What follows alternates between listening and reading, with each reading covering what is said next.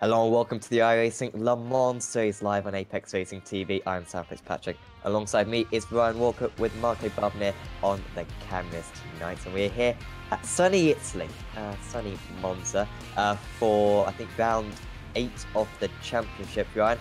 And yeah, so far this season we've seen some absolutely standout races. Le Mans was superb, arguably for the wrong reasons, I must admit. But here at Monza, we've got a big field today. Could be more of the same chaotic nature as we saw last week. Yeah, absolutely. Good evening, everyone. Le Mans last week was great racing, I found, but also on the other hand, it was, as you say, it was controversial, and it made the end of the closing stage of the race quite interesting. And I think tonight around Monza we should be more for more of the same. Racing wise, and I think around Monza with this much cars, the racing in each class should be quite intriguing to watch. Yeah, certainly think so. In the championship, Carl used to be still leading the way in the LMP1s. He's ahead of Michael Mittner and Julian Groen in that field, just spreading out a little bit in recent rounds. In the HPD, it's still very close though. Julian Bout leading the way. He's kind of just ahead there with consistency, with Johan Hart behind, although he has got a couple of less weeks counted.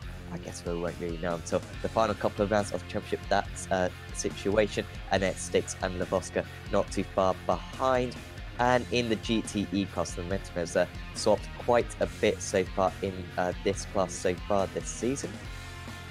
And just say that I can't actually load it up on my computer, which is extremely frustrating.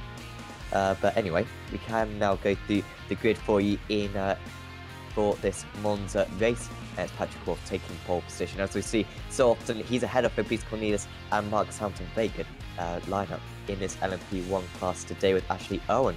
Good to see him around in 4th, and Jack Sedgwick, PSR regular, in 5th. So that could be a very interesting field. Also, Kazuki Mishima in 6th. So fantastic LMP1 drives out there. In LMP2, Sven Newman takes pole position. He was only 2 1,000ths clear of Pascal Stix in qualifying with Fraser Williamson. Good to see him back in 3rd, Carlo Labate 4th, and championship leader Julian Bout in 5th position. And in the GTEs, Thibaut Kazorbon starts on pole position. Again, only 8 1,000ths clear of Camille Franzak in 2nd. There's Johan Hart having a bit of a change of heart today, but he's very quick up there in 3rd place on the grid. Then it's Duad Karoni and Piotr Jagodzinski. Sorry, apologies about that pronunciation.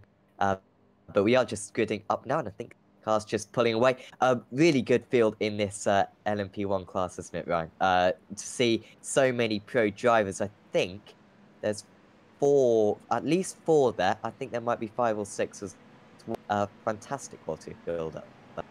Yeah, excuse me. The field. This evening, from what I'm looking at throughout the field, the quality of the drivers and the field and also the drivers is absolutely outstanding. I mean, in LMP1 you've got Patrick Wolff or Paddy Wolff, depending on what account he's using. So yeah, Fabrice Cornelis in 2nd as well. Marcus Hamilton in 3rd place as well. So yeah, it's quite a lot of big names out in the field tonight. Yeah, absolutely. And the rest of the field should be very good as well. But we are about to take the start of this race now. So round the Parabolica. Got plenty more of that to do across this event. And we'll very soon be underway here at Monza. An hour-long race in the iRacing Le Mans series. Patrick Wolff from the pole position in the LMP1 class. When will he go? He's got used to these pole positions in this class. And as you can expect, he straight away pulls away very strongly from the rest of the field off the start. Side by side, just behind you can see it's almost 3 wide in some places. And Wolff actually might be under a bit of pressure. But Marcus Hamilton, he'll take the lead into turn 1. As Wolff can stay around the outside, but it makes big contact as Marcus Hamilton with the curb. He's across the chicane there. And that's going to be big damage and a big slowdown as well in the LMP2s. It's very chaotic as well. Pascal Stix taking the lead off Sven Newman. A little bit of contact as well, and these cars because very aero dependent around this circuit. And Sven Newman also, losing a couple of positions, now down to 3rd position behind Julian Belt. And in the LMP1s, Thibaut Kazorbon having a very good start. And it's pretty much status quo in that class, although a couple of spins as well. And there may have been a bit of contact. You can see a bit of dust in the background as well. So really chaotic start, certainly in the GTE and the LMP1 fields, Ryan. Yeah, absolutely. That was kind of what I expected in the field at the start of the race. There was just some mayhem heading down into turn 1, and just everyone bunched up, and it just caused a little bit of a Constantino effect. Quite a few drivers with damage already. This LMP1 field is so large. Never have you seen so many LMP1s on a single race circuit, I'm sure. There are 15 of them today, so should be fantastic battles all the way down this field. David Savanse, he's had not a brilliant start. He's down 2 positions, so we go side by side down this pit straight. And then, yes, got a little bit of side-by-side action in the HPDs as well. But Pascal sticks up a very strong start for him. He's pulled away from Sven Newman, but with the energy deployment in these early stages, right, it's very easy to make moves. And as we've seen in this LMP1 field, quite a lot of side-by-side actions.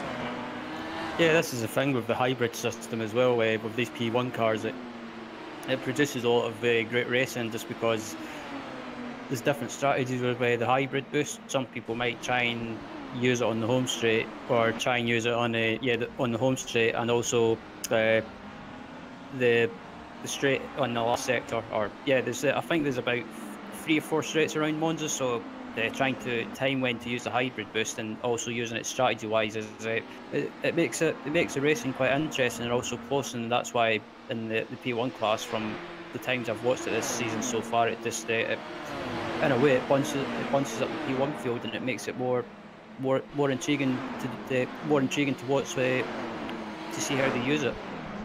Yeah, absolutely. Quite a few big braking zones as well in this circuit, but still, down these straights, you want to use a lot of energy, but you've got to really kind of spread it out compared to other tracks.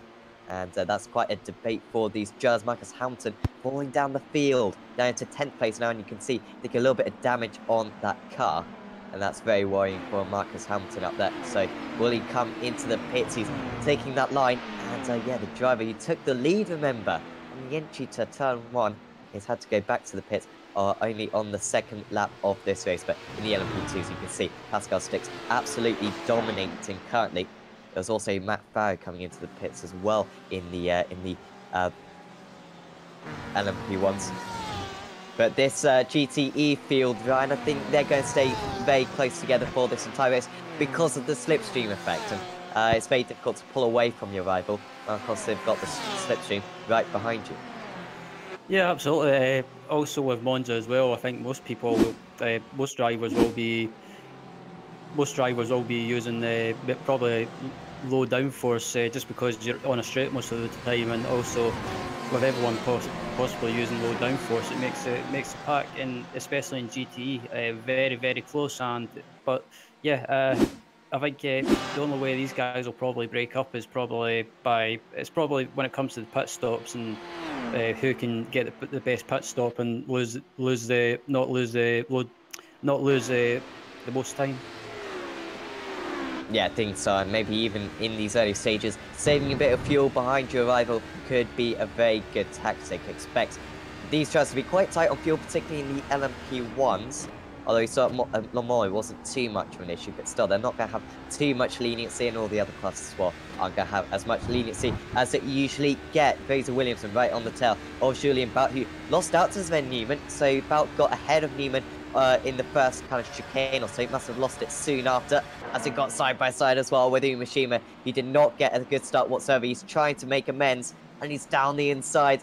Very wide cars. These LMP1s, he just about makes his way through past Ismail Yakubu. Yeah, that was it's pretty close between these guys at the moment for this battle for P7. The P1 class has proven how close it can be, and we know how quick. Sorry, Julian Belt just going straight across the chicane there, and he's going to lose a couple of positions, I think, with a slowdown. Yeah, it's like yeah, I'm not sure what happened there. It looks like he just kind of he got a slowdown and just maybe just took too much curve, or yeah, just cut the corner a little bit. Yeah, he was trying to defend against Fraser Williamson, but yeah, just misjudged his breaking point. Here's Alander, and just got tapped out. I think that was on the race start across the grass, and well, he wasn't exactly holding the brakes, was he? And yeah, maybe that's what Valtteri should have done instead. And well, he's caused damage to his car, and also a couple of others as well. So yeah, he's got big issues up there. Think he's still running, but not particularly competitively, as we might see a change for the lead in this GTE field. But at the moment, Franzak willing to stay behind, but this is fantastic to see, Ryan. A 6-car battle for the race lead right now. Yeah, absolutely. Yeah, I've just had to rejoin the session because I got booted at the start of the race. So yeah, I'm slowly catching up on what's happening. But yeah, this battle in excuse me, this battle in GT at the moment for the lead is absolutely fantastic. It's just I think this is ranging from P1 down to P6 or P7. So yeah, good close racing in the GT class. Yeah, Matt Farah has a disconnected from session. Unfortunately, I can't see this replay. So I'm not sure what's happened to him. Yeah, he just parked on the front straight. So hello everyone. But yeah, nothing. I mean, he was damaged. I think he just decided that car was not enough, good enough to continue the race. So sadly, we lose one of the main protagonists of the LMP1 class. Yeah, absolutely. He'd already gone into the pits at Farah, so his race was pretty much ruined off the start. Must make contact in the first chicane or something. And yeah, since then, was not really worth racing, so that's very disappointing. Getting a little bit of a chain now, Julian Belts, with Carlo Barzi behind him now. So he's already been overtaken by Newman and by Williamson. Championship leader not used to this, and well, I'm going to go there, Ryan, but I'm going to talk about Carlo Barzi a little bit, because at Le Mans, we won't go over it too much, but it was quite a controversial race that Carlo was involved in. Hopefully today, we'll see his better side, and maybe not what we saw at Le Mans 1 week ago. Yeah, I was about to go there as well, but I thought, yeah, you can dig the hole for yourself this one. So, yeah, Le Mans and also in particular Mr. Labate. Yeah, Mr. Labate was a bit of an air and center, you could say. So, yeah, it wasn't his finest race, but hopefully, as you say, hopefully tonight he's learned his lesson, and he's calmed down a little bit, and he's not going to be erratic as he tries to go for a move on boot into turn 1, but has to tuck him behind. Yeah, just staying behind for now. Is it boot or bout? Please let us know on the chat. We had some good name discussion last week, actually. So we would certainly appreciate it, because I don't know, to be honest. I think I may have already been told. I probably just forgot. Here comes Labate. Is he looking to the inside? No, not going to do a Seb Vettel there. Potentially spin on the inside, which is a bit of a risk around that corner, because, of course, yeah, the rear of the car a little bit unloaded there. Theo Pastaga doing very well just behind. He's been very good in this HPD at Le Mans. And yeah, right now it's a bit odd that right now Labate's just trying to make the move. We've got D for the lead heading. Forces him off there, and yeah, Camille Franzak takes the lead in this GTE field. You had Hart maybe getting the move as well on Thibaut Cazorban as well. Cazorban just pulling ahead, but I think Hart might have the ideal line. Remember, the driver who was so competitive in the P2 is competitive in the GTE as well, but he is just having to stick behind for now.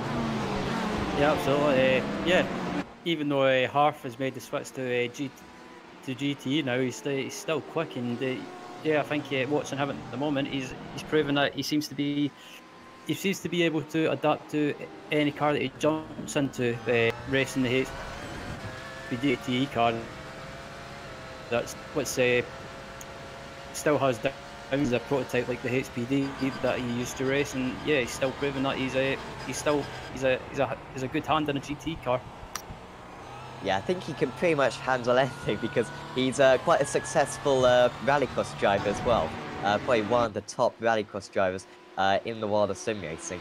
So yeah, pretty much puts him in anything and he'll be like a duck to water. Julian Bouts has lost out to Carlo Labate. So finally, Labate has made that move. And, well, Bouts now lost 3 positions. He's been overtaken 3 times in this race. Would not bet against it being 4 because Pastaga looking very competitive right on his tail. And, yeah, Labate lost a little bit of time to the leaders, so he's a little bit off the back of them now, but can kind of go and hunt for a potential podium now. Yeah, absolutely. I think just watching Labate at the moment, he doesn't seem to be. He's not being as aggressive as he was. As a move going on into turn 1, or there sort of was Gibson and who is that? Pironi, I think. Pironi, I believe it is. Yeah, and a pretty good move from Caroni. That guy just got his car on the inside and there wasn't anything Gibson could do. So Caroni, these Fords doing very well today. He's up into 4th place now. Yeah, that was a good move by Caroni. Both of them just managed to make it through turn 1, and they left each other room and managed to make it through turn 1. And yeah, Caroni up into just P4, I believe. Yes, 4th position, I think, as Bout loses a position to Pastaga. So I did say that he might be under pressure. Does Bout have some kind of issue here with the aero maybe on his car run? Because he's now been overtaken 4 times, and for the championship leader, that's very rare. Yeah, I was just thinking. I wonder if he's maybe carrying a bit more downforce for the high speed corners around Monza. I mean, I know around Monza. I'm trying to think. I can't remember what race it was in real life, but I think it was back in 2010.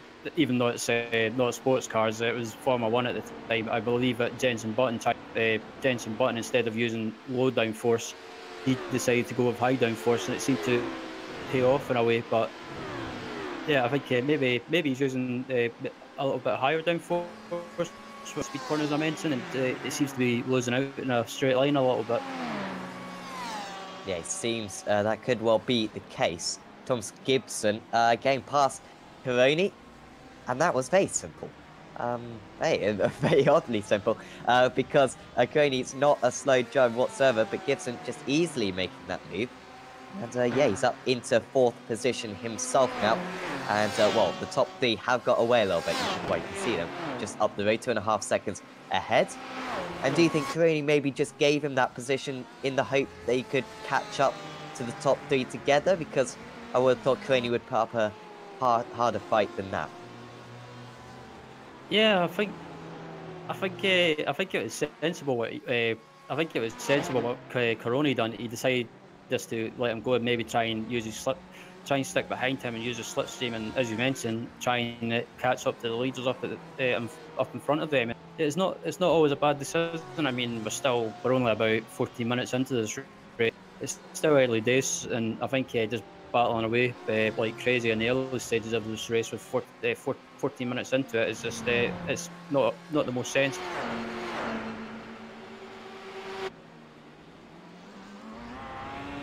Still got lots of battling going on in the LMP1s. It's great to see so many of them out there today. Patrick Wolff is still leading the way. He's 3.5 seconds ahead of his iRacing team teammate, Fabrice Cornelius. Ashley Owen in 3rd place, with Jack Cedric doing well in 4th. Then it's Dylan Mann, who's having a fantastic... I don't know if Dylan is listening to us again, because I think he was chatting to us on the chat last time and was actually doing quite well as well there. Although I think he may have retired, I'm not sure. Kazuki Mushima, anyway, he's in 6th place and coming back through the field after a bit of a sluggish start. Carlos Villas in 7th, and there's Antoine Cousins in 8th place with Ribble, and Yakubu rounding out the top 10. We might see a move here for Ribble on Cousin.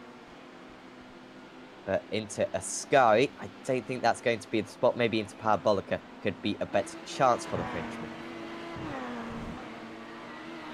Yeah, these guys are currently battling away for P8 at the moment, and cruising in a little bit of his. Yeah, as for some reason the car stuck. My car started flickering in front of my monitor, so. I think we're currently having a couple of connection issues currently, but I think it's not too bad.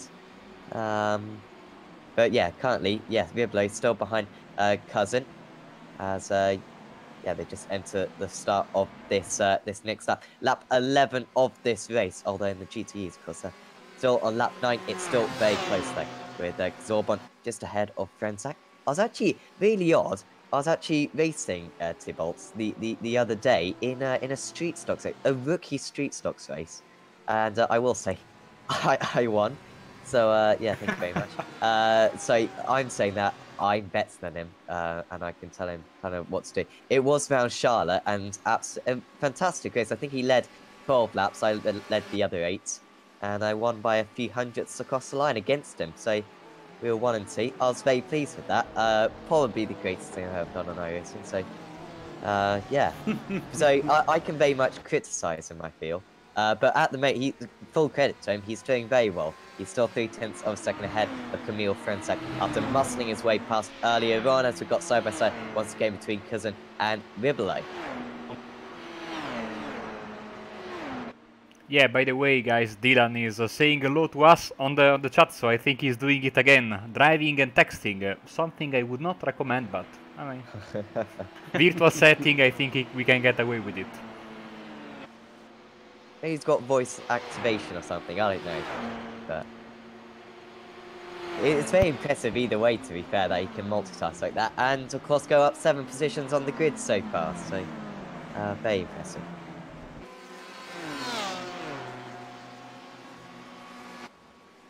Still, Frensac, will he be looking for a move potentially on Kazorbon? But he's quite happy staying behind at the moment. Just see the gap between Hearth and Gibson. Because Hearth in 3rd place in the Ford, and then Gibson, you can just see exiting Ascari right now. And on that last lap, Gibson was actually 4 tenths faster.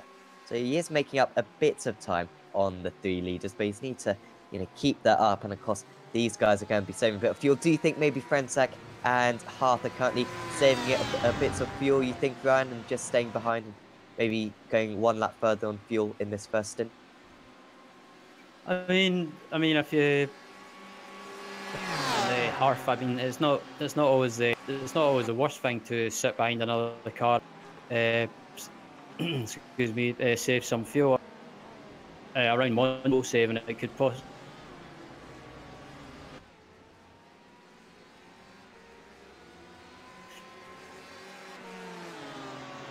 Be free lap, so setting moments.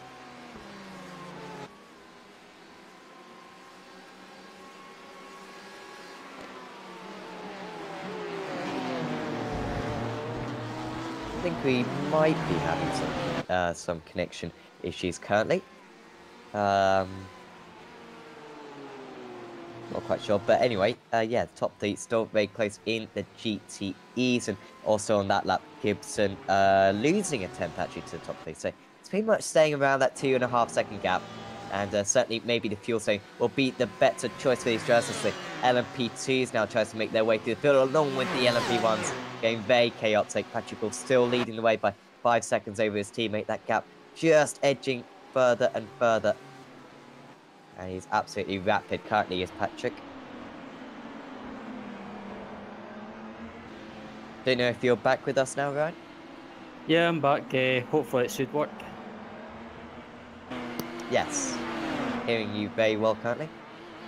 Okay, yeah, get a good battle with these guys up at the front at the moment. Good to see it. Yeah, I don't know why my connection's playing up. It seems to be around Monza it plays up for some reason. So, yeah, I'll need to look at that after the broadcast. But yeah, good racing throughout the LMP1 field so far. And yeah, it's good to see. It's interesting to see where these guys are using the hybrid system. And yeah, it's interesting where these guys use it. Some of these guys are using them in the hope that yeah, we'll look back up to the HPD class. Yeah, still raging on this battle. Vestager trying to get the move on Belt. So he's been stuck behind him for a few laps now. There's Pastaga. This the battle for 5th position, not the battle that Julian really wanted to be in today. But yeah, that's just been the way it's been after rising to 2nd place off the start. Just been slipping down the field, but they have got a bit of gap behind them to Valion. Zorban still ahead of Frensac. It's absolute chaos always in these races with the different classes, right? And yeah, we're seeing the same thing. It always startles me whenever you ride on board with them, LMP1, just how quick their reactions absolutely have to be. Yeah, I mean, I done a race in the excuse me, I done a race in the I thought it was going to be contact there between the HSBD and GT. Yeah, I've done a race in the LMP1, the Porsche 919 at Road America, and the iRacing Endurance Series and Road America, and the speed that you catch up to these GT cars is just unreal. I mean, you've got to be focused 100% all the time, every lap. And if you slip up or doze off ever so slightly, you end up making a mistake, and it can cost you. Absolutely, you can see the pack of cars just ahead of these guys going into the parabolic canal. This is getting pretty chaotic as well. Oh, there's a little bit of contact, I think. It's just difficult to keep track of what's going on with everyone. You can see now this incredibly wide pit straight. Gyro's going 3 wide very happily. And they all get stopped for the first chicane here. Of course, really different braking skills from these gyros, because Umashima's off the circuit has rejoined pretty safely, to be fair. He could have made that a lot worse. But the gyro who was running in 6th position, I believe, and he's got quite a bit of damage on that car, Ryan. Yeah, I was just looking at the front of his car, and he's got some damage on the front. I was wondering, yeah, just looking at a replay now to see what happened, and heads into turn 1. And it looks like it. Oh, he collided with a HBD. Oh wow! Did he reverse there? I think Kazuki. I'm not quite sure, but that certainly wasn't the thing to do if he did. I just got caught up in another couple of gyros incident, but yeah, it sets him back a bit as for Kazuki. He's still in 6th place though. There's the gap they had to the gyros behind. Yeah, it looks like he just slowed. Yeah, it looked like Omashima just slowed down a little bit to try and avoid a GT car in front of him, and then collided with and then got rammed from behind. So yeah, issues for Omashima. It looks like whoever it was that was driving that HPD at the time just decided to floor it and not hold the brakes. Yeah, certainly something that we've learned in this series is, yeah, that's certainly the thing to. And yeah, we've already seen a couple of incidents being caused by that, particularly on the first corners, because, well, he's into the pits, and, well, I'm not confident that he's going to be able to stay out there for any more laps. Maria Holweck now going for a move side by side with Pastaga, so Pastaga losing out significantly. So maybe it was Pastaga the one who lost out with the LMP2 incident. And yeah, I think that was the case. It was, just gets touched by Ford behind, and yeah, of course, Umashima arriving on the scene as well. Yeah, that was just it all kicked off with that HPD. Yeah, I'm not sure how it kicked off. It just everyone just got bunched up, I guess, and it just caused a concertina effect. Yeah, just a bit of contact. Maybe it was Johan Hart who made that contact, so it was certainly a Ford out there who, yeah, triggered the contact, which caused the spin. Hart losing time to Kazorban out in the lead, because Kazorban now has a 2-second advantage over these guys. You can see has made a bit of a jump for it, and Hart maybe feels the need to get past Frensac as fast as possible in order to try to keep up with the current race leader. Got an LMP1 just behind, but that was very good driving, to be fair, from that LMP1 just to stay behind, and now we'll be able to deploy that energy and get ahead down this pit straight. Let's see if Hart can maybe get the move into turn 1. He's got to be so careful of the prototypes going down the inside of these drivers. Right in the slipstream now. Will the Ford have the power to maybe pull to the inside? He's still behind, still behind. Will dance to the inside, but no, not close enough there. Reinhold just not feeling the need to go for the move right now. Yeah, I could tell. I was watching Harf behind, and he was flashing his lights. I don't know if it was just out of frustration or if he was just letting him know he wasn't going to attack. But yeah, I think Harf is quicker, but he's more than happy just to sit behind at the moment. Yeah, perhaps so. But in a way, he'd quite like to get ahead because, of course, Kazorban is pulling, oh, I'd say pulling away. Probably just got a bit lucky with the traffic, but maybe Harf wants to make up that gap at the same time. They don't want to lose each other any more time to the current race leader. Still, we haven't seen too much of the leaders of the LMP2. So this stuff, Pascal Sticks leading the way. As we see, oh, lots of slaloming by the LMP2s, trying to get their way through, going into Ascari. But yeah, it is still Pascal Sticks leading the way in the LMP2 field. He's ahead of Sven Newman still, with Fraser Williamson in 3rd position. Yep, it's a good run by Pascal Sticks at the moment. He's always been one of those people that I've watched a lot on iRacing, and he's one of those people on his day. He's one of the quickest people out there, and he's always there and thereabouts. And yeah, he's kept out of trouble so far, and he's been rewarded by leading in the HBDs at the moment.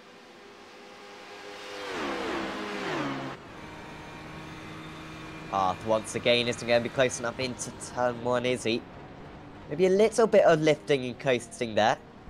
But he absolutely needs to try to nail this exit. A little bit more curb taken by Franzak, but you can see just not the acceleration out of the chicane that he would have wanted, Johan Harf.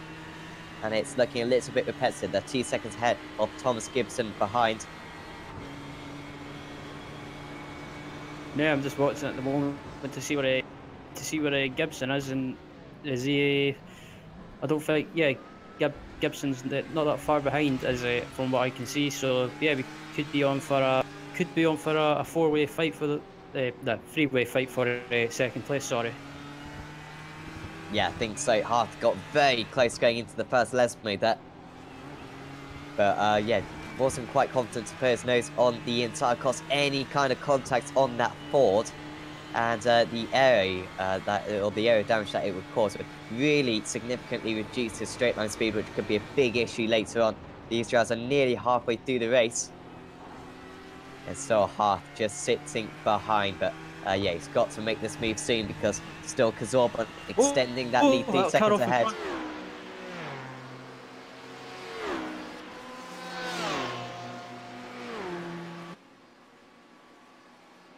Not sure who that was losing those positions.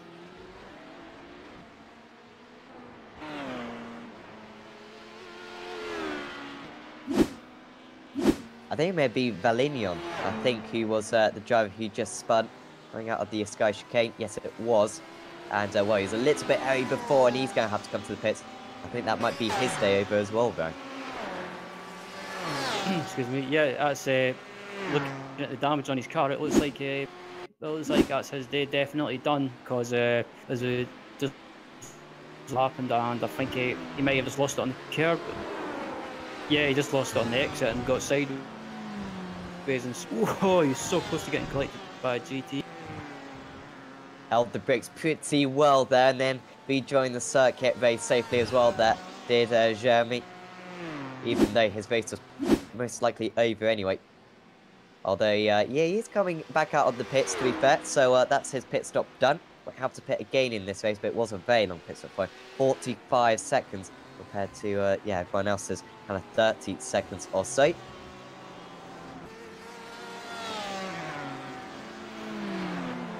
Yeah, I'm just looking to see if there's any pit stops happening at the moment, and yeah, currently in the LMP1s, Anton Kuzin, I think, or Cousin, I'm not sure how you say it, how you pronounce his name, but yeah, he's in the pit. Yeah, I'm going to go Kuzan, I reckon. I don't even know where he's from, actually. So, yeah, don't know. Probably France with a name like Antoine. Yeah, Antoine Cousin into the pits, the first LMP1 driver to pit. I don't expect them to go too much further than this because they tend to, not have too much margin for error. Expect them maybe to go a couple laps longer in the LMP1s as Patrick Wolf actually comes into the pits along with Fabrice Cornelius as well. That battle wasn't too fierce. It's been I can't say how many LMP1s there are there. We haven't seen too many battles so far. It's kind of just been extending the gap so far. Ashley Owen, the one LMP1 driver who has decided to stay out. And doing very well with his fuel saving so far is Jack Cedric also coming in. Good run by Jack at the moment. Also, a good run by Ashley Owen. Ashley Owen, who's just moved into the LMP1 lead, but also has the pit. So, yeah, good run by Ashley so far. As you say, his fuel saving seems to be working, and yeah, I think Ashley might be in at the end of this lap. Also up into second place, Dylan Mann. So yeah, good run by those guys. Yeah, saving that extra lap of fuel, pretty impressive. I don't know how they've done that because I don't think they've really been running in too much slipstream. So just being able to eke out maybe that half litre or so, and it's allowed them to go that extra lap. Karoni still really close on Yagodinsky. Oh, that wasn't too bad. Yagodinsky.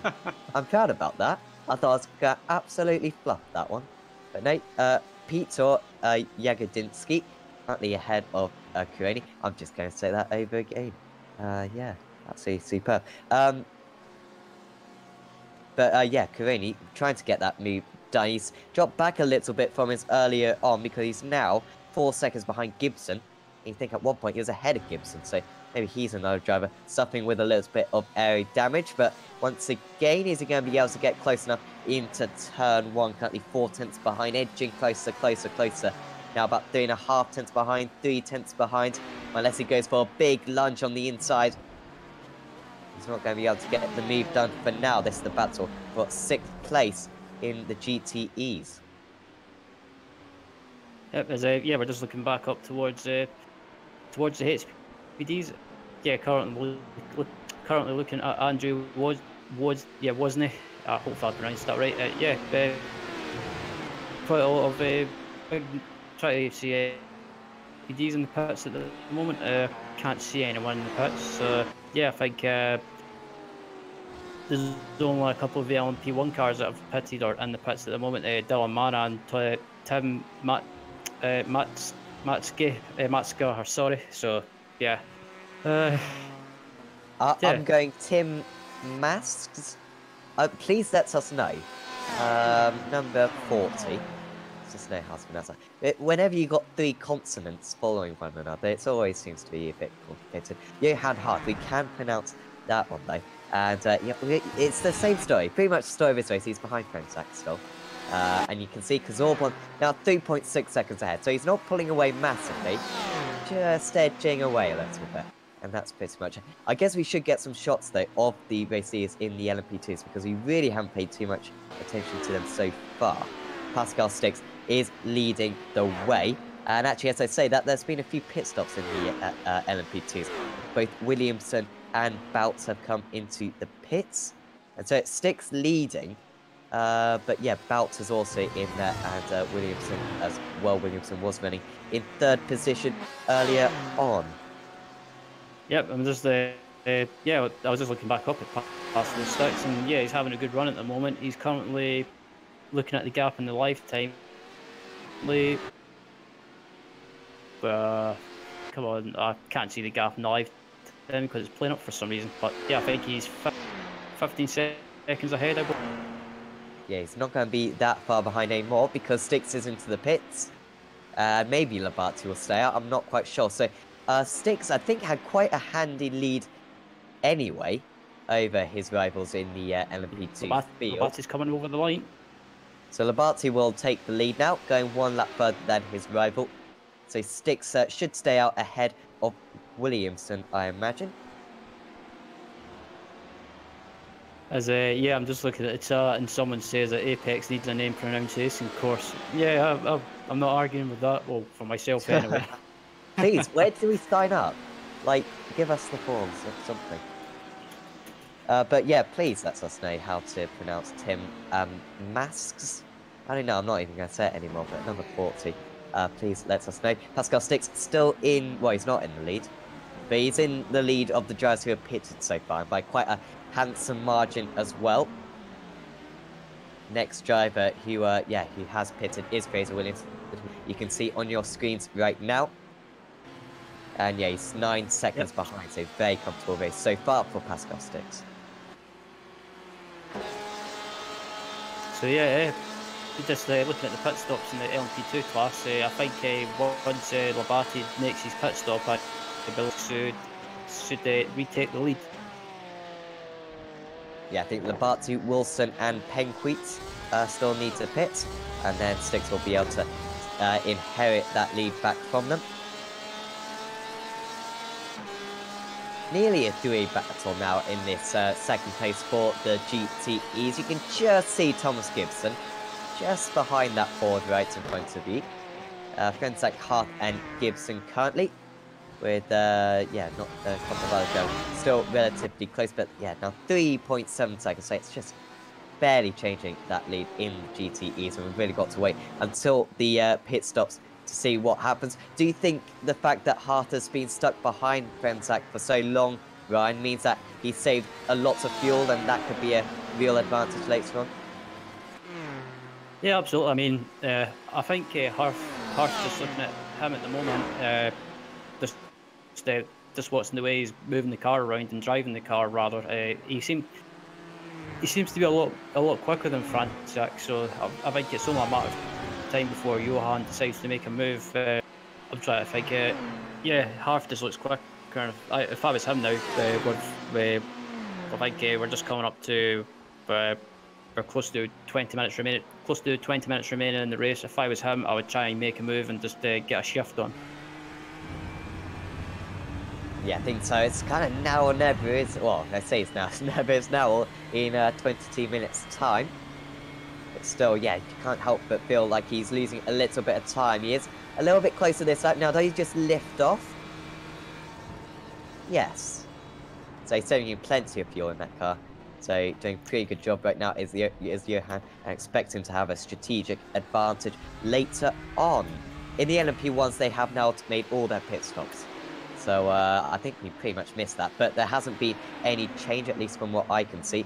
Patrick Wolf still leading the way, 11 seconds ahead of his teammate Fabrice Cornelius, with Ashley Owen in third. Then it's Dylan Mann and Julien Riblot. Jack Sedgwick, though, has lost out during those pit stops. Or maybe had an incident just before the pit stops, because you can see he's behind Riblot after running in 4th place earlier on in this event. But you would not bet against Jack making up those positions from what we've seen in the BSRTC, right?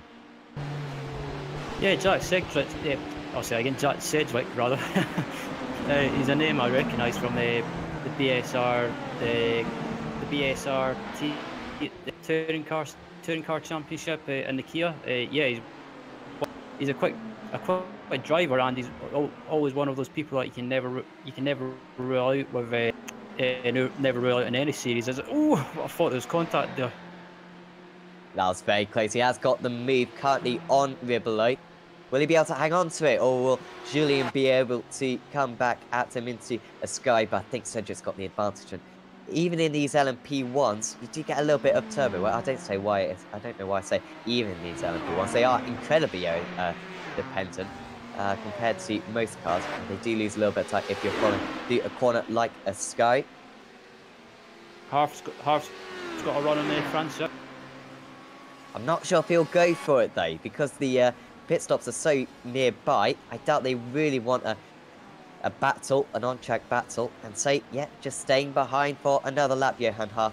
And he's just waiting for the pit stops made to get that advantage.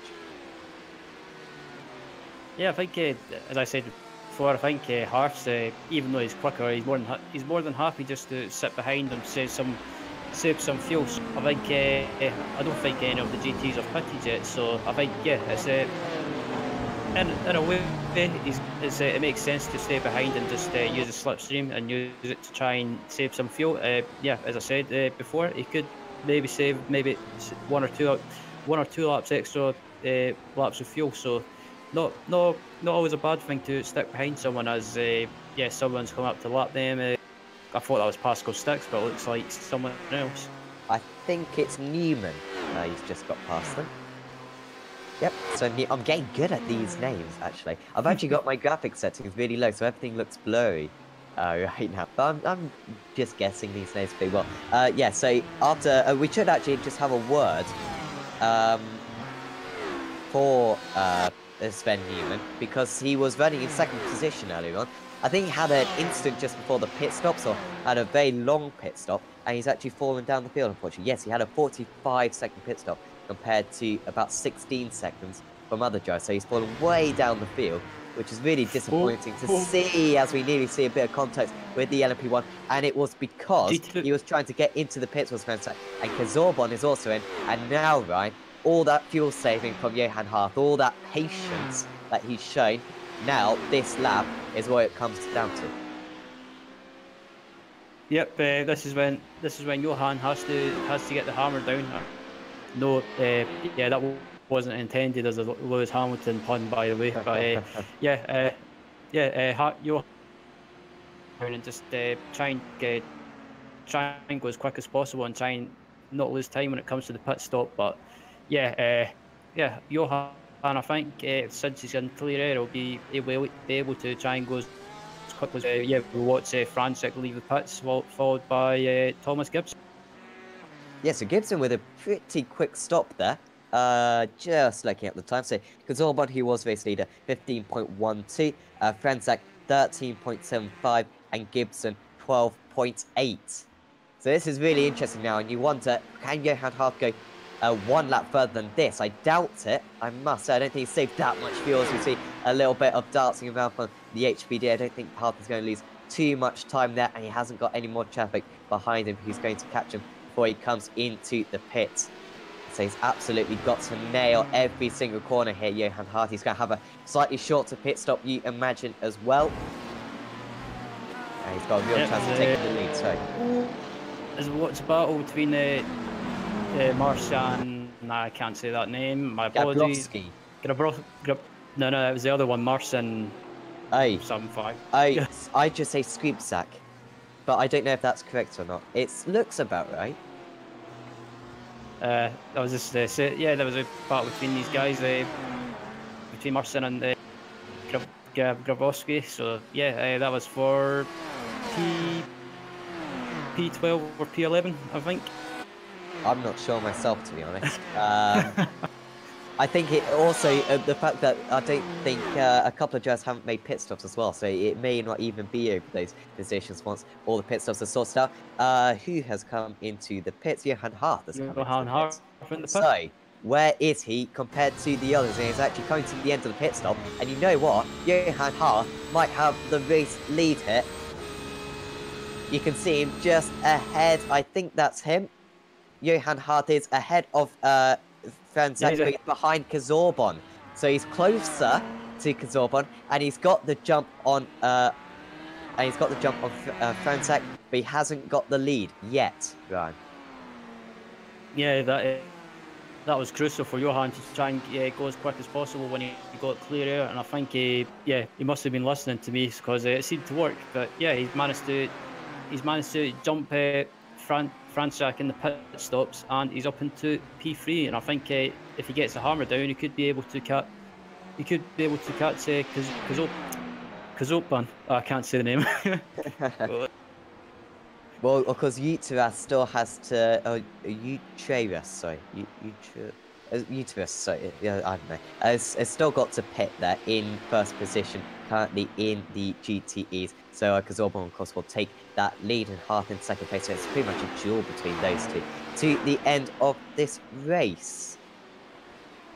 Soranzo and Mats still going at it, and there's almost a little bit of contact, a little bit of corner cutting as well. I think Tim's going to get a slowdown for that potentially. Maybe he's okay, to be fair. Yeah, it just looks like there was a slow HPD heading down into turn one, and it just caused these two P1 cars to slow right down and bunch up. And as we look back up to second place and third place in GTE, Kasubon and Johan Harf, as though I thought Kasubon was diving into the pit. Travis into the pits as well. So this is now the battle for the lead between Kazorbon and Harf. Kazorbon started in second position, I believe. And he's almost got the race lead now, right on the tail of T-Bolt. Now, what is the better line through Curva Grande? Inside turns into the outside, of course. He's just staying behind. He wants to get the momentum, maybe going into the chicane. Now, does Kazorbon defend going into the second chicane? He does defend, and Harf very happy just to lift out of it, waiting for a latter opportunity.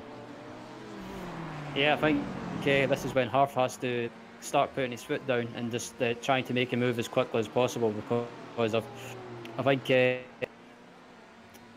Harf seems to be, from what I've watched him in the GT class in this race so far, he seems to be the quickest driver in GT. And yeah, if I was him, I would be trying to make a move as quickly as possible. Yeah, there's still 13 minutes left, but with LMP2 and LMP1 traffic, or LMP2 and LMP1 car coming around and lapping you, it could cost you some time. So if I was Harf, get the move done as quickly as possible. Cedric has completed his comeback. He had dropped down to 6th position behind Mann and Ribolo. As you can see now, making that move on Dylan Mann. And up into 4th position once again, where he was running for the opening parts in this race. Yep, that was a good move by Cedric. He managed to get up the inside, made a clean move, and managed to move up into 4th position. As we look back up towards the GTE leaders, Harf has got a run in Kazorbon, and he has to, if he gets a run, he has to go. No, he's staying behind.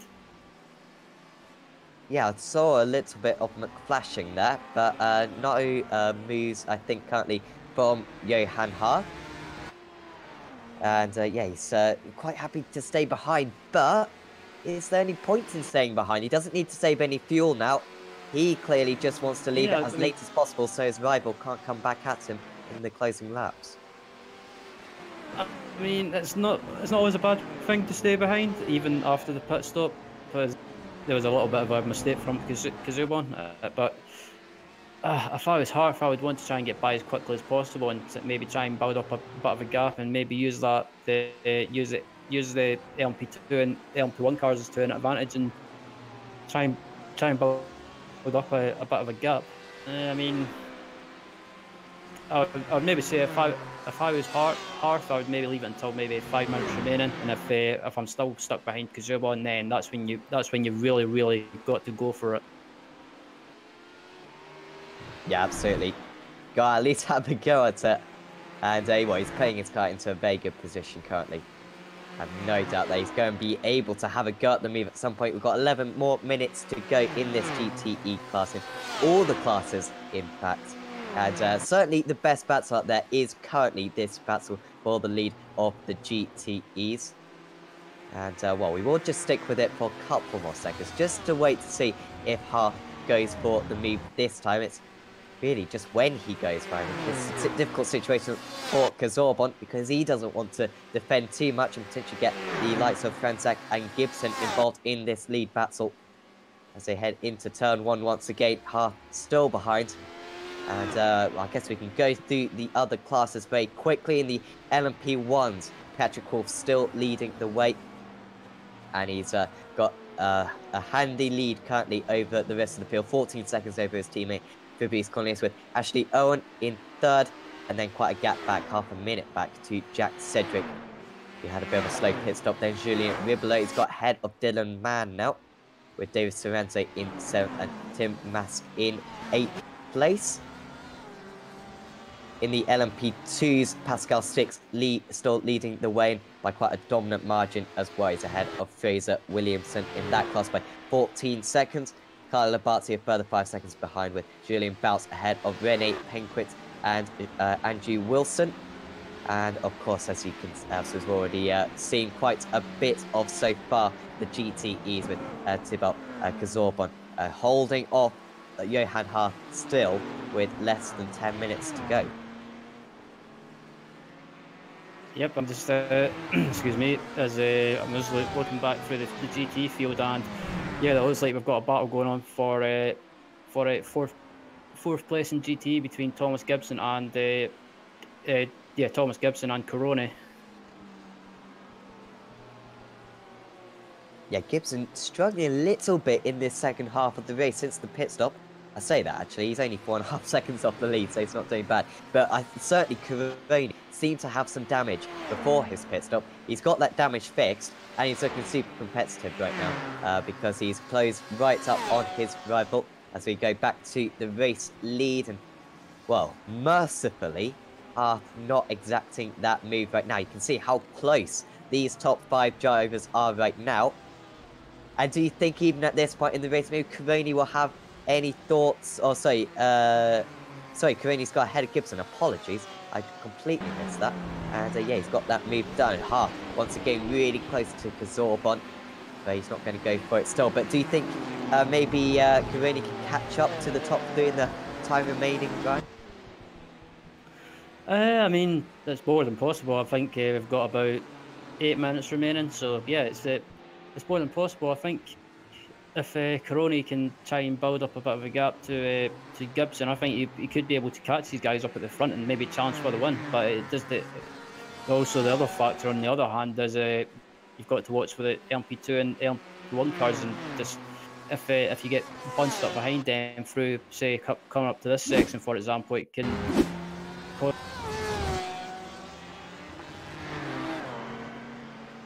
Yeah, so much of this multi-class racing is down GT to car luck. at turn 1.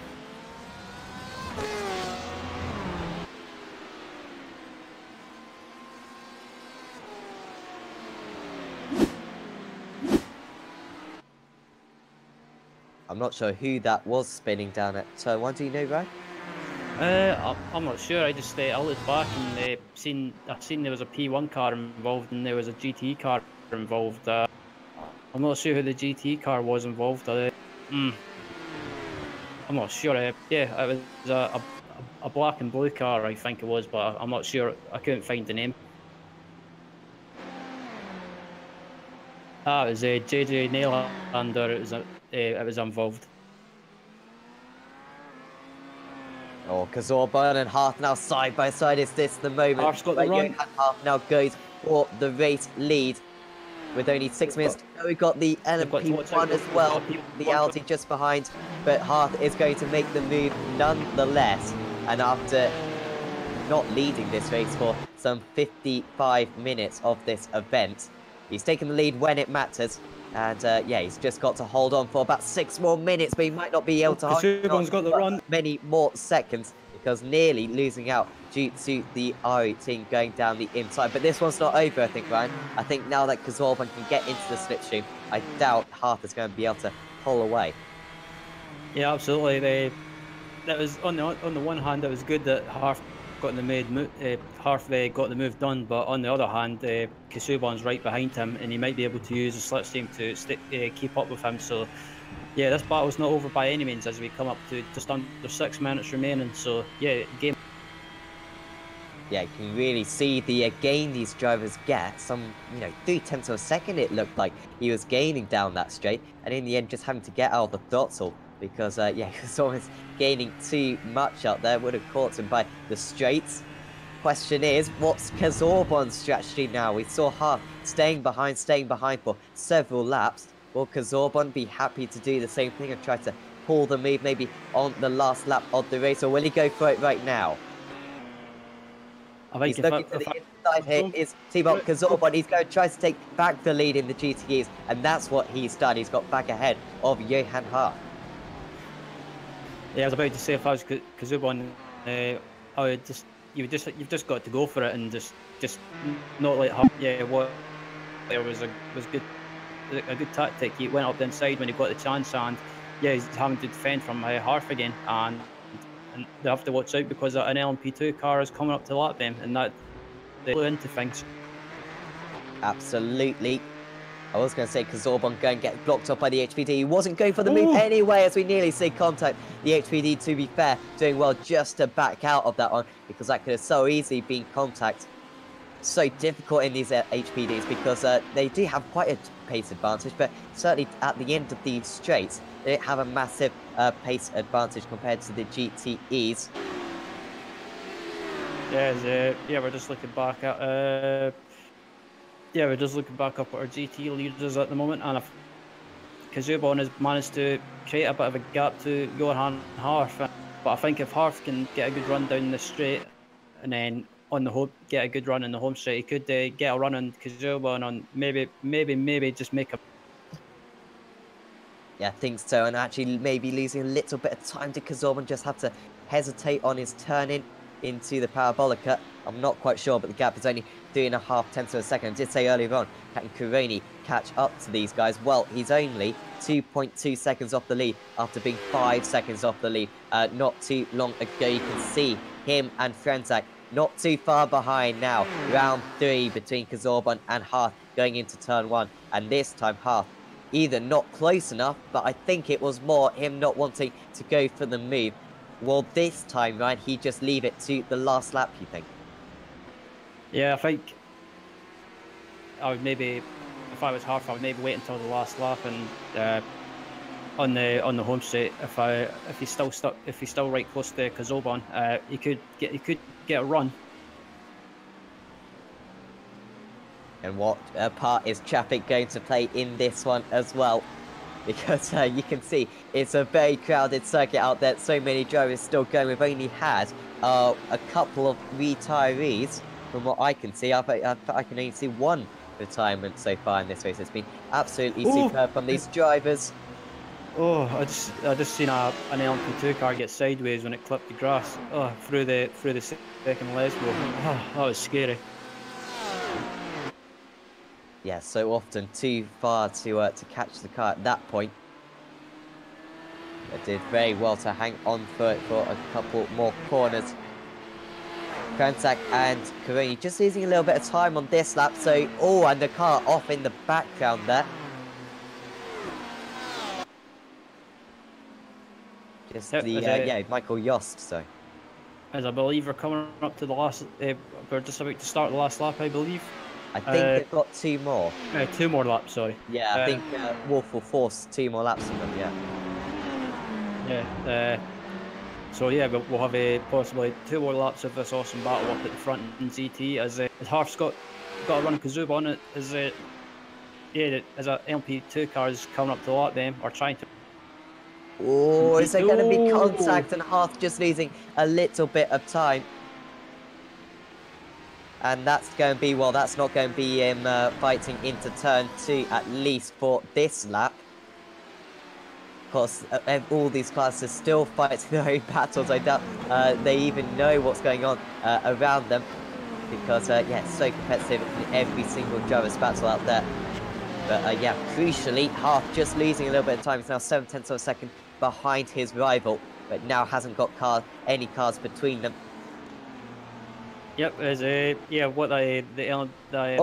nearly off into the grass. He is off into the grass.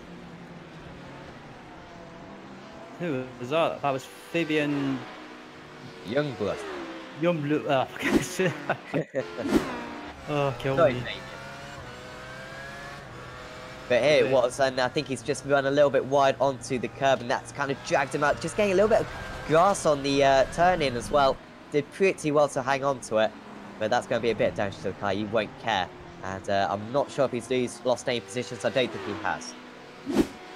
Yeah, I think it was like lifting the power too early. It ended up understeering wide and just caught the gravel and then just got sideways and opted to just let the car bounce across the grass. And we look back up to LMP1 class. This battle for the P6 between David Saranzo and Dylan Mann as Saranzo moves up into P6. Yeah, Mann just had a really poor lap time, 6 seconds off the pace. So I'm not sure if he has maybe an issue out there.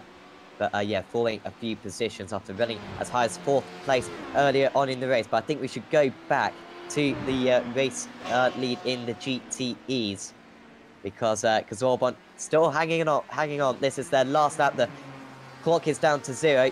We're going to soon see Patrick Wolf taking the race victory. I think it's Zorbon just about hanging on for the time being, but Patrick Wolf has been absolutely dominant out in the lead in the LMP1s, and he's going to take yet another victory. Extremely impressive. We've come to expect those performances from a driver of his caliber. But still, this one is not over. Where is Hart going to be able to get the move done from now to the end of the race round? I think Harf's best chances is possibly coming up to the straight just after this left, right, left. I think if Harf can stick with Kazubon on the straight, he might be able to get a run heading down into the final corner. As Harf has a beautiful exit. So yeah, they've got a LMP2 car. Just about dancing his way through an hour of racing, and it comes down to this. Is Johan Hart going to move? And he's gone to the inside. He had to go for it, and it's going to be a run to the line now. Johan Hart on the outside. He's not got the run though, and he'll try to get into the slipstream. It's not going to be enough. Thibaut Zorbon is going to take a superb win in the GTEs. What a final lap battle that was. Wow, Pascal Stix hasn't had to work quite as hard as that, but he's driven just as well as the drivers, as Patrick Wolf and Thibaut Zorbon. And he's going around the Parabolica now for the last time, and he's going to take a dominant P2 victory, as we've seen so often from him in this class. And he will finish ahead of Fraser Williamson and Julian Bout.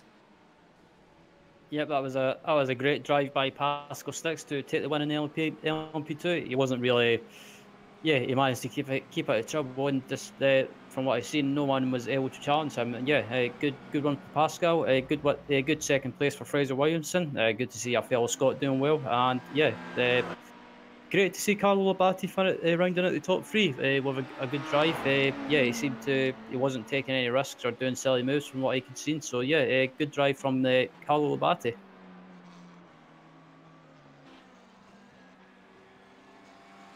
Yeah, very impressive to complete that podium there. And we can now go through the final results for you now. Patrick Wolf takes the race victory overall and in the LMP1s. He was 14 seconds ahead of his Pure Racing Team teammate Fabrice Cornelius. Ashley Earn finished in 3rd, Jack Cedric in 4th, and Julien Ribelet in 5th position with Sorense, Mask, Man, Kuzan, Youngblood. And those were the finishers. Had a few retirees actually. Yakubi, Villegas, Umeshima, Ferrari, and Hamilton. For those very early on in the event. In the LMP2s, Pascal Stix took the honours ahead of Fraser Williamson. That was quite a dominant victory in the end. Carlo Labate will be pleased with 3rd after his Le Mans antics, with Julien Bout, championship leader. That's some good points for him in 4th. There's Rene Penquit in 5th. Behind that was Newman, Wilson, Pastaga, Holweck, Villion, Nigel, Yost, Wozni, and then the retiree, Mike Aaron out there. And then in the GTEs, Thibaut Zorbon winning a superb battle between him and Johan Hart. Camille Frensac was super close in the end. So too was Durad Kroni. Thomas Gibson as well was there or thereabouts. Peter Jagodinsky as well was super competitive. And Arthur Lehouk, he was within 10 seconds of the lead. He barely talked about him. So really, well done to those guys. A fantastic battle put on in the GTE class. Marcin Skripczak was just behind with Antti Terho in 8th position, 9th position, I think. Then behind that was Rupsard, Nylander, Gabrovski, Sosolski, apologies, Utreus, Grieven, Boland, and Goodway. And then the retirees were Deschamps and Alander. So, usually we get some interviews. No one at the moment. But as I frantically look to see what the schedule is in this series, wait to see what track we are at next, and it's Imola. So, the Italian swing of the season, Ryan, and well, Imola, that's going to be very chaotic. It's not a long circuit, it's not a wide circuit. Expect absolute chaos around there, I imagine. Yeah, absolutely. As soon as you mentioned Imola, our cameraman in the background, Mr. Barbanera, was like, "Yay!" So yeah, yeah, I think he's looking forward to that. Yeah, Imola with the series and this amount of cars on track, I think it could be. I think it could be chaotic, but it could also produce some interesting racing. Also, yeah, I think it'll be very, very close. Yeah, I think so. I think that the traffic element in that around that circuit is going to be absolutely fascinating. I remember I did a gathering of tweakers event in the DP GT and GT3 or the Porsche, whatever it was, and yeah, that was super competitive around there. Not easy whatsoever with the multi-class, but that will be a fascinating race next week. Elsewhere on Apex Racing TV tomorrow, well, we're hoping to get the BSRTC posters, but with the maintenance changing, we're not quite sure if it's going to be on. So hold your breath for that, but certainly do keep an eye out on our YouTube channel to see if it is going ahead. Certainly hope it is. That'll be round 2 of the showdown, and then on Sunday we've got the iRacing Grand Prix Championship on Sunday evening. We've also got the BSR Porsches as well. And of course, next week you'll be joining us again at 19 GMT on Apex Racing TV for the iRacing Le Mans series at Imola. But for now, from Ryan, and from Marco, we'll say goodbye, and we'll see you next time.